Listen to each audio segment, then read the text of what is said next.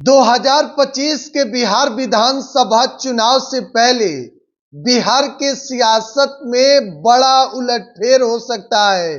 देखिए, एक बड़े खेल की संभावना है बिहार के सियासत में। लेकिन फिलहाल हम बात कर रहे हैं तेजस्वी यादव की। देखिए, तेजस्वी यादव आपको मालूम है कि बिहार में यात्रा पर निकले हैं, कार्यकर्ता संवाद यात्रा। अपने कार्यकर्ता से तेजस्वी डायरेक्ट मुलाकात कर रहे हैं। गांव स्तर के लोगों से भी तेजस्वी यादव मुलाकात करके उन तमाम कार्यकर्ता को मजबूत कर रहे हैं और अपने सिपाही को आदेश दे रहे हैं कि गांव गांव तक जाइए और तेजस्वी यादव के किए हर वादे को तेजस्वी जो 17 महीने में जब महागठबंधन की सरकार थी और बतौर डिप्टी सीएम थे, तो तेजस्वी यादव जितने भी काम किए उन कामों को भी आप लोगों के बीच जाकर बताइए। देखिए, तेजस्वी यादव एक एक चीजों को लेकर अपने सिपाही को आदेश दे रहे हैं और बिहार के तमाम अलग अलग जगहों पर जाकर अपने कार्यकर्ता से मुलाकात कर रहे हैं। लेकिन इसी बीच जब तेजस्वी यादव आज यानी कि तारीख 20 दिसंबर बिहार के पूर्णिया पहुंचे, वह पूर्णिया जहां से निर्दलीय सांसद हैं राजेश रंजन उर्फ पप्पू यादव। देखिए, हमने आपको पहले ही खबर में बताया था कि 20 दिसंबर को तेजस्वी यादव का यात्रा जो है वह सीमांचल के कोसी के पप्पू यादव के संसदीय क्षेत्र पूर्णिया में तेजस्वी रहेंगे। और आज तेजस्वी यादव पूर्णिया पहुंचे, अपने कार्यकर्ता से मुलाकात भी किए। लेकिन कार्यकर्ताओं में जोश हाई देखा गया। अब देखिए, राजेश रंजन उर्फ पप्पू यादव क्या आरजेडी के साथ आएंगे? क्या पप्पू यादव 2025 के चुनाव में महागठबंधन से मिलकर चुनाव लड़ेंगे? देखिए, पप्पू यादव अपने आप को कांग्रेस का नेता कहते हैं और महागठबंधन का हिस्सा कांग्रेस भी है। लेकिन सबसे बड़ा सवाल जो बिहार के जनता के बीच में है, बिहार के एक एक जो पप्पू यादव के समर्थक हो या फिर आरजेडी के नेता, वह भी चाहते हैं कि पप्पू यादव अगर जरा सोचिए आरजेडी के साथ आ जाए तो फिर क्या होगा। देखिए, आरजेडी के साथ आने से, तेजस्वी के साथ आने से आरजेडी और मजबूत होगी, इसमें कहीं से दो राय नहीं है। क्योंकि कोसी सीमांचल के इलाके में पप्पू यादव का वहां दबदबा है। आप कह सकते हैं कि पप्पू यादव वहां लोकप्रिय नेता हैं।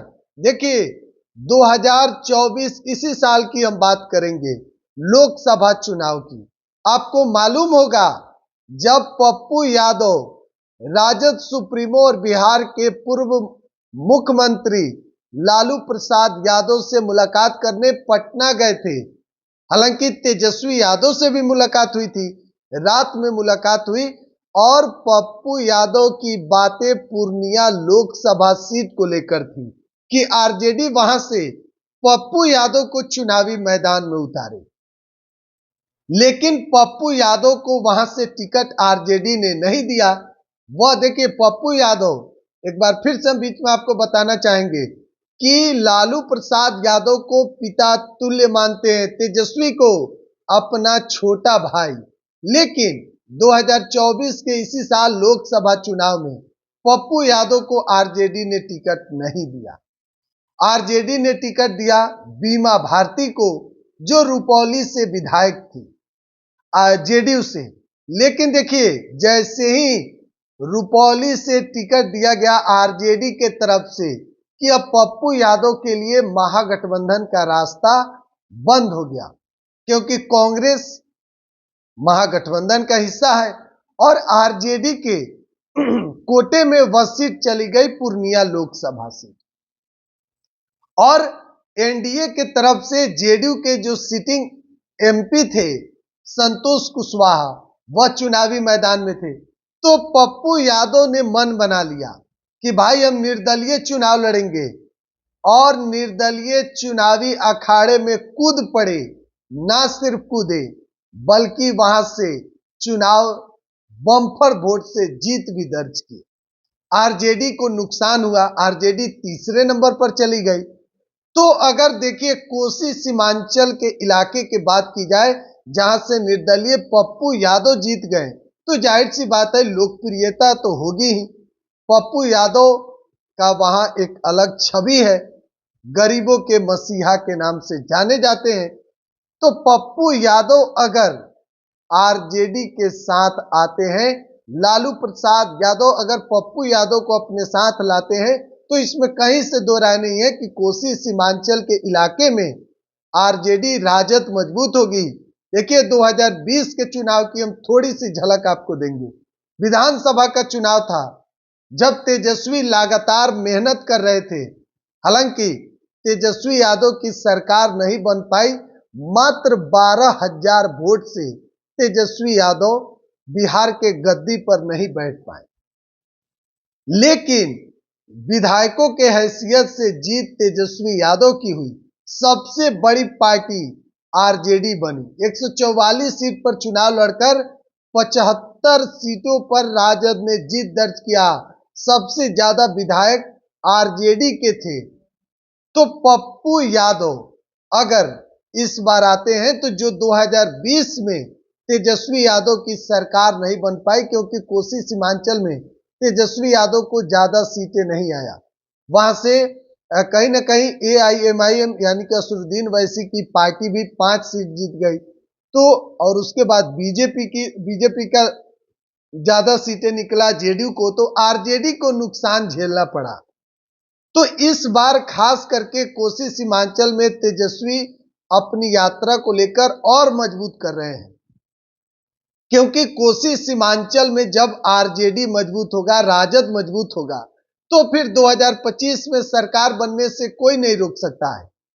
तेजस्वी इन बातों को जानते हैं, इसीलिए लगातार वह मेहनत कर रहे हैं। लेकिन बिहार की जो जनता है वह चाहती है कि तेजस्वी यादव और पप्पू यादव एक साथ, दोनों अगर चेहरा एक साथ चुनावी मैदान में आते हैं, तो फिर भैया माहौल और कुछ होगा, माहौल बदल जाएगा। लेकिन एक बड़ा बात हम आपको बताएं, जैसे ही आज पूर्णिया में तेजस्वी यादव से सवाल किया गया पप्पू यादव को लेकर, तो उन्होंने कहा कि दूसरा कुछ सवाल कीजिए ना। यानी कि साफ तौर पर लग रहा है कि जो लोकसभा चुनाव में पप्पू यादव और तेजस्वी यादव के बीच जो दूरियां थी, वह अभी भी कहीं ना कहीं बरकरार है। आपको वह भाषण भी याद होगा तेजस्वी यादव का। मंच से उन्होंने कहा था पूर्णिया के धरती से कि या तो आप महागठबंधन को चुनिए, नहीं तो एनडीए को। तो उस बयान भी खूब वायरल हुआ था, आपने सुना होगा, लोकसभा चुनाव का ही था। तो आज भी जब तेजस्वी यादव से सवाल किया गया, तो तेजस्वी यादव ने साफ तौर पर कहा कि कोई दूसरा सवाल आप पूछिए। तो देखिए बिहार के सियासत में लगातार चर्चाएं हैं। कहा जा रहा है कि बिहार के राजनीति में 2025 के चुनाव से पहले कुछ बड़ा उलटफेर हो सकता है। हालांकि देखिए एक एक अपडेट हम आपको देते रहते हैं, हर छोटी से बड़ी खबर का विश्लेषण भी खास करके आपको दिखाते हैं। अगर आपका अपने इस चैनल पर अगर खबर आप देखना चाहते हैं तो चैनल को सब्सक्राइब करें और बेल आइकन जरूर दबाएं। तब तक के लिए दीजिए इजाजत, बहुत बहुत धन्यवाद।